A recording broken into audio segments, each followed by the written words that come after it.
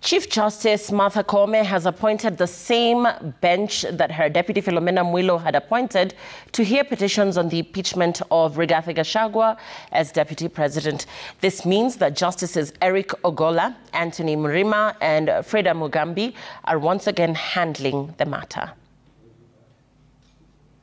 In keeping with a Court of Appeal judgment that instructed her to appoint a bench to handle 3 consolidated matters on the impeachment of Rigathi Gachagua as Deputy President, Chief Justice Martha Koome has tapped Principal Judge of the High Court, Eric Ogola, and Justices Mrima and Freda Mugambi.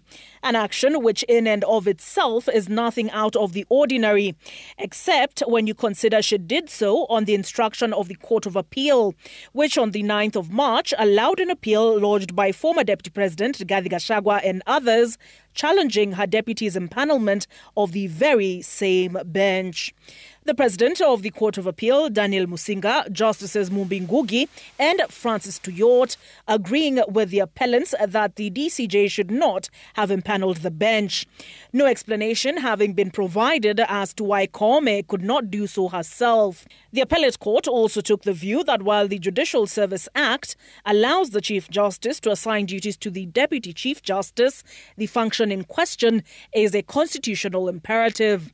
Article 165 of the Constitution, providing that any matter certified by the court as raising a substantial question of law under Clause 3B or D shall be heard by an uneven number of judges, being not less than 3, assigned by the Chief Justice.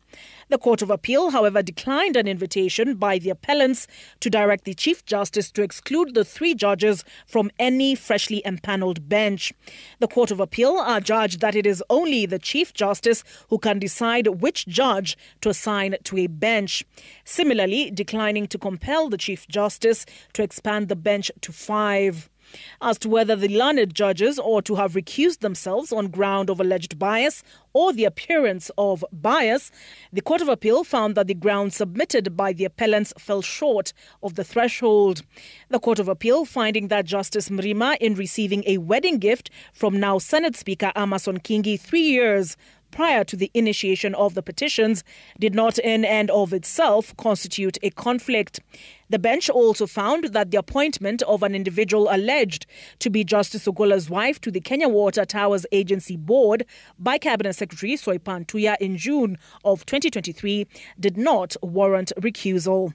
Olive Burrows, Citizen TV.